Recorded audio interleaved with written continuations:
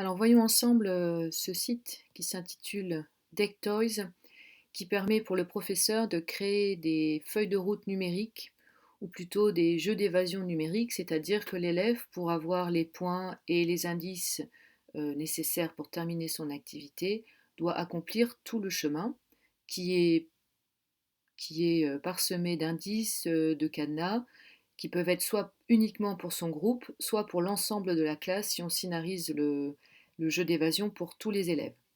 Quand on accède à l'interface professeur, on s'inscrit grâce à un compte gratuit.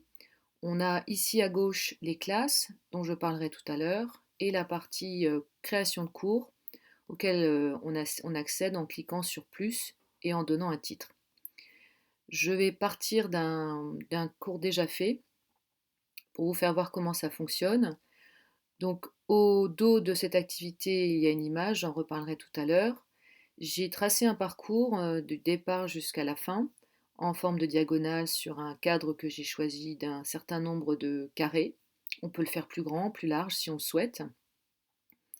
Donc ici, voilà, si on vient ici, on va pouvoir. Alors c'est pas ici. Ici c'est simplement ce qu'on a créé comme activité de vocabulaire. Donc je propose aux élèves des parcours alternatifs à deux endroits différents et je propose aussi des mots de passe. Donc sur la première activité, j'ai défini le mot de passe rocher, mais je peux aussi déterminer une combinaison qu'une autre équipe donne des informations. Je peux choisir une direction ou un nombre minimum d'activités. Ici, je préfère pour la lecture le numéro 2, le mot 2 de la page 50. Donc selon le niveau des élèves et des classes, on va donner soit des questions directes, soit des énigmes encore qui s'ajoutent au mot de passe. Donc une fois que l'élève aura trouvé la réponse au mot de passe, il accédera aux deux activités ou aux trois activités qui se trouvent ici. Donc là, je veux poser des questions sur une vidéo. Ça m'est proposé à l'intérieur de l'activité.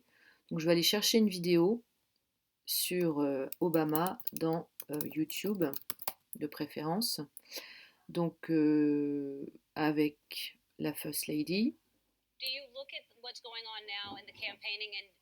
C'est vraiment intéressant de voir que on voit tout de suite la vidéo, on peut la regarder à l'intérieur du cadre. Donc j'ai posé 4 questions. Il y a un petit truc à savoir ici, en dehors des formules mathématiques et des liens qu'on peut ajouter, c'est qu'il faut absolument cliquer sur Save, sinon tout est effacé par défaut, même quand vous avez tapé Entrée. 4 propositions, je choisis la bonne, il s'agit bien de Barack Obama. S'il s'agit d'une activité supplémentaire, on n'est pas obligé de rendre obligatoire la réponse. Voyons voir ce qui se passe quand c'est l'élève qui va avoir l'activité à faire. Donc à gauche, c'est le professeur, à droite, c'est l'élève. Donc ici, je veux lancer cette activité. Donc je vais revenir ici. Donc je vais aller là. Toc, chapitre 2. Et je vais normalement, en cliquant là-dessus, non, ce n'est pas les flashcards ce que je veux.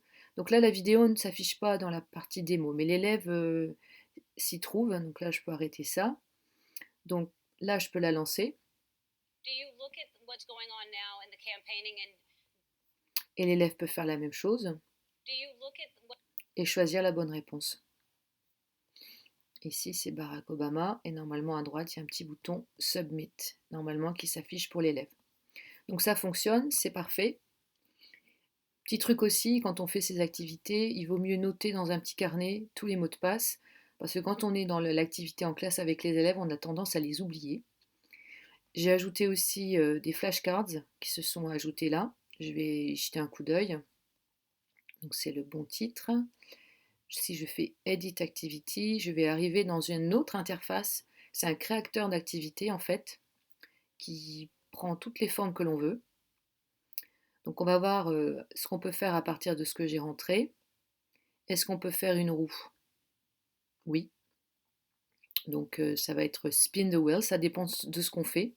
Moi j'ai choisi des activités classiques avec des cartes qui se retournent ou qui se retrouvent. Donc ça me convient. Voilà, donc j'ai fini mon travail. Je vais retourner donc dans mon interface professeur. Et pour pouvoir accéder à cette activité, il faut absolument la mettre dans une classe. C'est ce que j'ai fait, j'ai même mis en deux. Maintenant, l'élève, quand il va vouloir accéder à votre activité, il va falloir rentrer le nom qui se trouve à droite de DeckToys. Donc là, je veux que l'élève s'y connecte. Donc je vais simplement copier-coller la fin de DeckToys et accéder à l'interface élève. Donc ici, ma classe s'appelle Escape. Je veux la rejoindre. Je veux pouvoir faire le jeu de rôle en classe. Donc je vais m'identifier, normalement je l'étais déjà fait, et comme un élève, je vais pouvoir répondre aux activités. Donc le départ, bienvenue dans ce parcours, petit mot de bienvenue, et ok, si je veux faire l'activité numéro 2, je vais répondre à la question qui m'est posée par le professeur. Donc selon la difficulté et le niveau des élèves, on va pouvoir vraiment varier euh, le, la difficulté dans les questions, les mots de passe, on peut faire des choses pour renforcer, pour aider à la lecture, enfin c'est assez varié.